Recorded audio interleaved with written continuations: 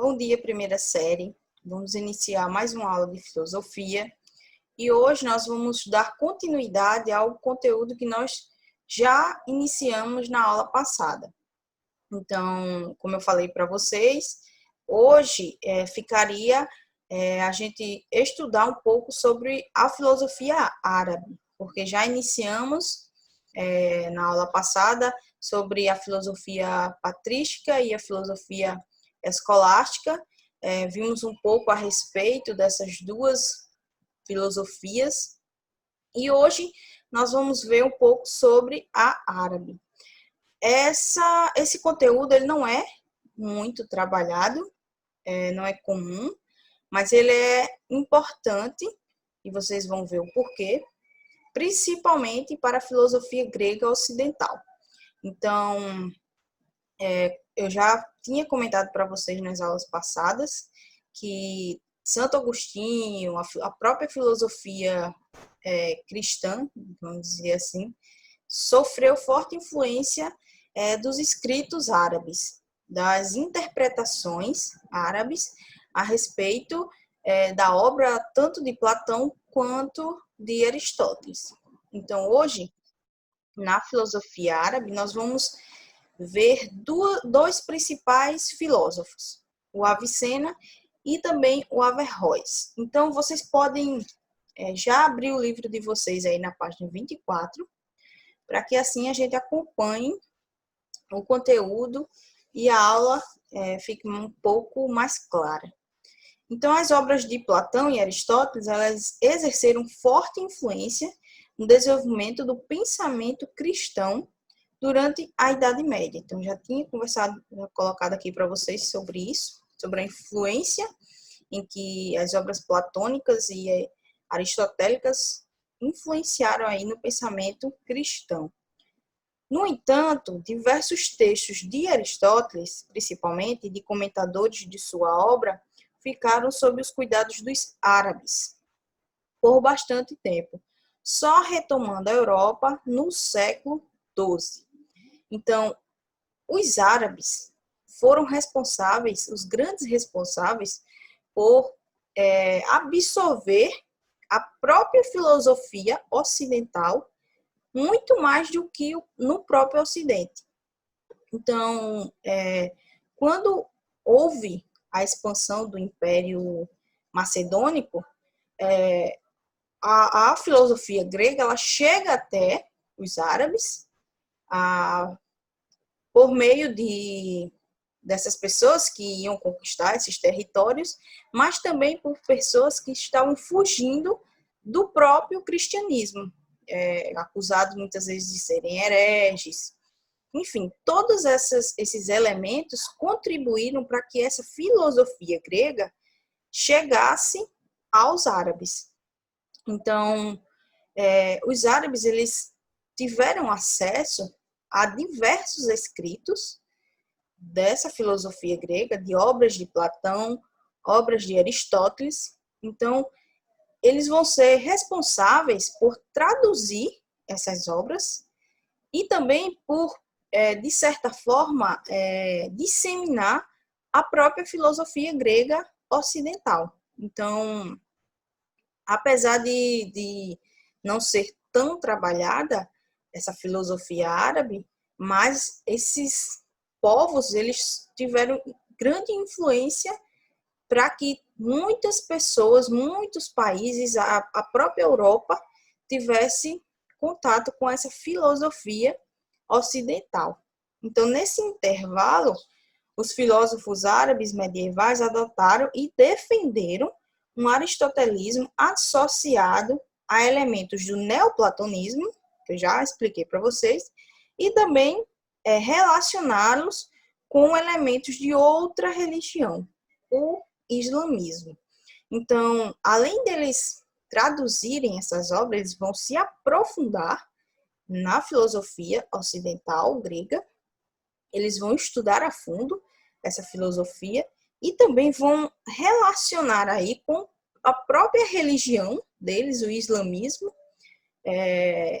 em parte, né, não eram todos islâmicos, mas fazer essa relação aí e até mesmo com o cristianismo, em que vocês viram com o Santo Agostinho e também vão ver com o São Tomás de Aquino. Então, eles vão relacionar essas três vertentes aí de pensamentos de conhecimento.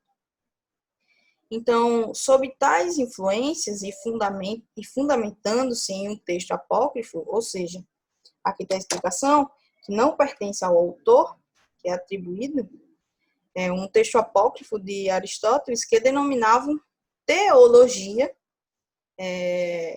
eles denominavam, na verdade, como teologia. Então, entre parênteses aí, que está colocando aqui, que na verdade era uma obra de Plotino, porque eles vão utilizar do neoplatonismo, como já cita aqui, para tentar explicar as obras de Aristóteles. Então, ele vai fazer aí uma união, uma junção, vai misturar, na verdade, essas obras, tanto esse neoplatonismo quanto a própria obra de Aristóteles, para tentar chegar aí a um conhecimento a respeito das obras de Aristóteles. Então, por isso que está aí entre parênteses que, na verdade, era uma obra de Plotino, mas ele vai utilizar para explicar as obras de Aristóteles. Então, eles procuravam explicar a existência de um misterioso intelecto agente relacionado à criação do mundo a uma espécie de autoconsciência divina. Então, isso aí já nos remete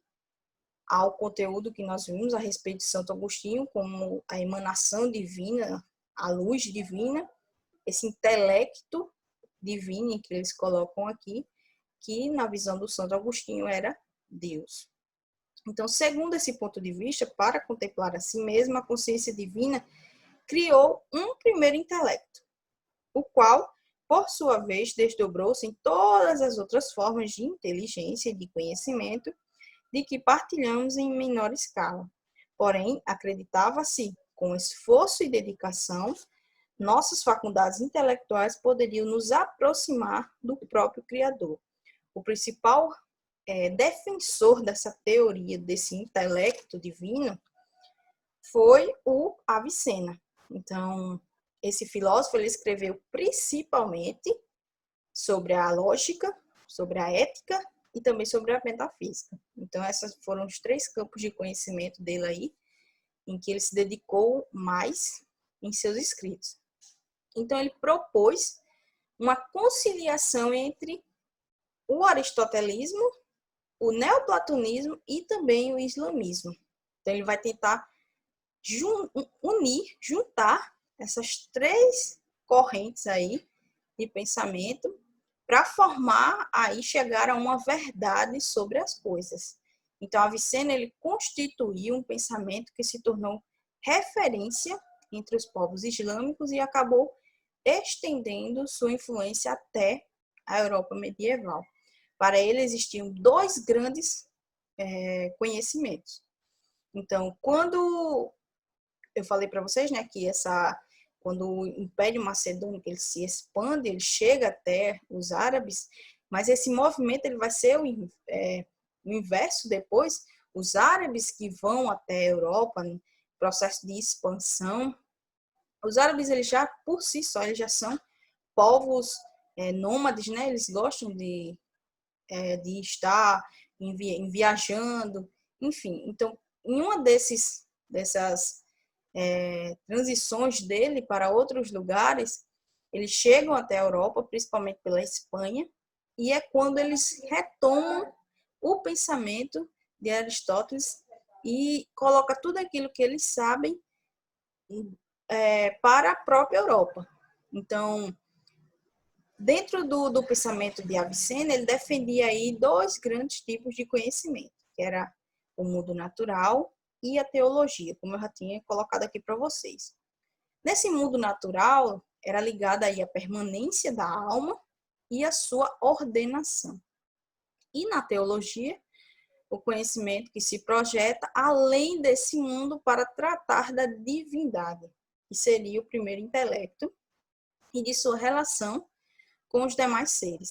Então, nesse momento aí, ele adota uma forma de interpretação desse conhecimento dualista, que eu já tinha colocado para vocês, que também o Platão adota esse tipo, essa forma, esse método de investigar o mundo. Então, ele vai colocar aí um dualismo nesse pensamento, onde existem dois mundos, um mundo para a alma, um mundo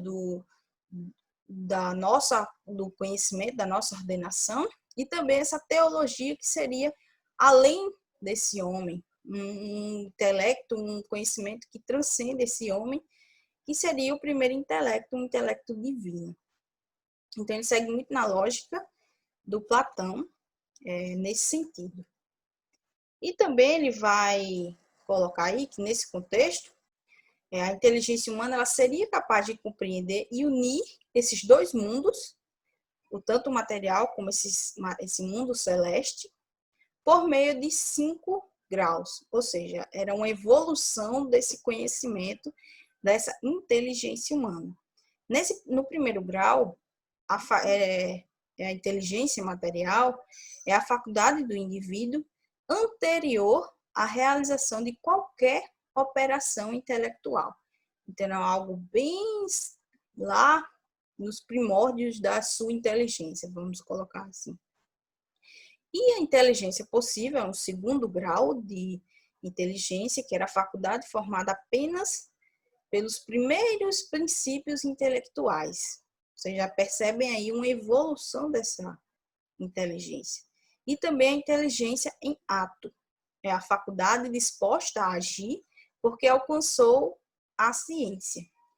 E também a inteligência adquirida, que era o conhecimento obtido por meio dos sentidos, da vivência, de suas experiências.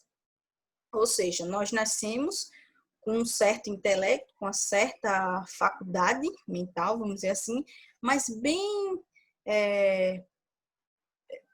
escassa, vamos dizer assim.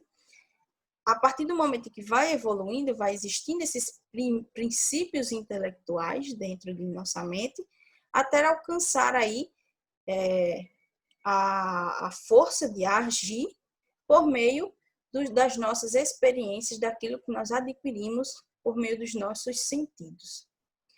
E também a faculdade intuitiva, que é a base do conhecimento teológico de caráter místico, era chamado de Espírito Santo, porque seu papel era de unir a alma do ser humano a Deus. Então, aí seria o nível mais alto e elevado da nossa inteligência, onde seria capaz de unir tanto a nossa alma como o próprio intelecto divino, que seria aí o Deus. Então, ele defende esses níveis de inteligência, onde a partir do momento nós vamos evoluindo até chegar a essa faculdade intuitiva, o grau mais alto. Então, esse foi um pouco sobre o pensamento de Avicena. E também existiu o filósofo Averroes. Então, o Averroes ele foi um sucessor do Avicena, muito do que ele colocou, defendeu, ele vai dar continuidade de certa forma, mas agora ele vai tentar fazer uma tradução desses escritos de Aristóteles de forma mais literal.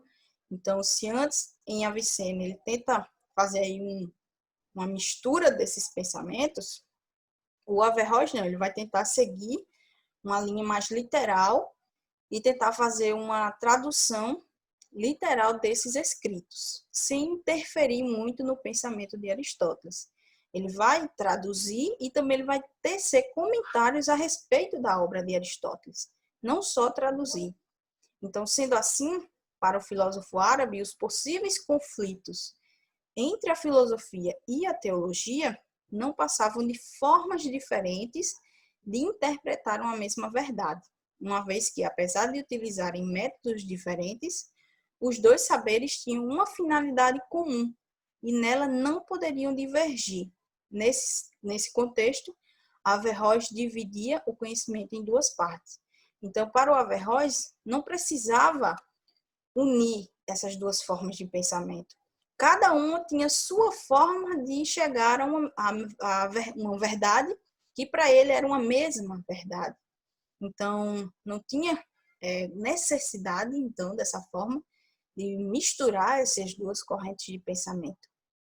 Cada uma seguia na sua linha, na sua forma de pensar, mas com uma finalidade em comum. Então, para ele, existiam duas formas também de inteligência, que seria, aliás, duas formas de conhecimento. A primeira era a inteligência de cada ser humano, que poderia ou não se desenvolver da mesma forma que podemos ou não ver os detalhes dos objetos, conforme a presença ou a ausência da luz em nossos olhos. Então, nessa primeira parte aí do conhecimento, o ser humano ele poderia se desenvolver, essa inteligência poderia se desenvolver, mas também não poderia. Então, não era algo concreto. O ser humano poderia ou não chegar a essa forma de conhecimento. Mas no segunda parte, nesse segundo conhecimento, que seria a luz, a inteligência ela transcende ao homem. Então, não está sob responsabilidade do ser humano.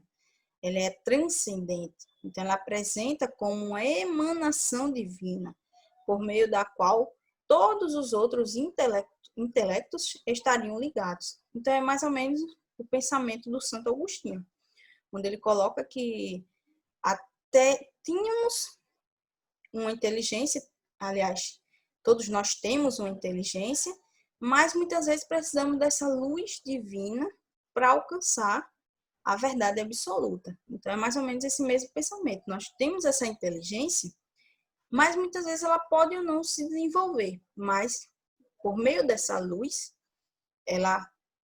nós conseguimos chegar, porque ela é uma luz que transcende a todos nós. Então, vocês podem ver que tanto o Santo Agostinho como o São Tomás de Aquino, ele pega muitos elementos dessa filosofia árabe, dessas interpretações desses filósofos árabes, como vocês vão ver na próxima aula com São Tomás de Aquino. Então, acho que foi isso, não esqueci. Tem uma curiosidade, eu vou até passar aqui, que o Averroes, ele fez uma tradução tão bem feita a respeito dessas obras de Aristóteles, que pela qualidade, pela amplitude de seus comentários sobre as obras de Aristóteles, Averroes ficou conhecido como comentador. Então, afinal, seus comentários tiveram grande influência no Ocidente medieval, no que diz respeito à interpretação do pensamento aristotélico. Então, vocês têm aí uma noção de quão importante foi esses filósofos árabes para a própria filosofia ocidental. Então, quando eles retomam a Europa, eles voltam à Europa, à Espanha, chegam pela Espanha, eles levam essas obras completas de Aristóteles, Platão, obras que até mesmo a própria Europa não tinham contato, não tinham, existiam apenas fragmentos dessas obras na própria Europa. Então, por muito tempo, acho que durante 4 séculos, mais ou menos, essas obras de Aristóteles e Platão, elas ficaram muito retidas ao pensamento, aos filósofos árabes, até o momento em que eles vão à Europa, retomam a Europa e levam de volta esse pensamento completo, né? Um pensamento mais completo mesmo, porque até então existiam alguns fragmentos devido à fragmentação que a Europa sofreu após a queda do Império Macedônico, mas aí eles vão levar de fato essa obra de Aristóteles, e é quando a filosofia cristã, principalmente a partir de São Tomás de Aquino, ela sofre influência desses escritos, que até então elas não tinham contato nenhum com as obras de Aristóteles. que vocês vão ver na próxima aula. Então, a aula termina aqui, para não ficar muito longa. Espero que vocês estejam todos bem. Tenham um ótimo dia, até a próxima aula. Até mais.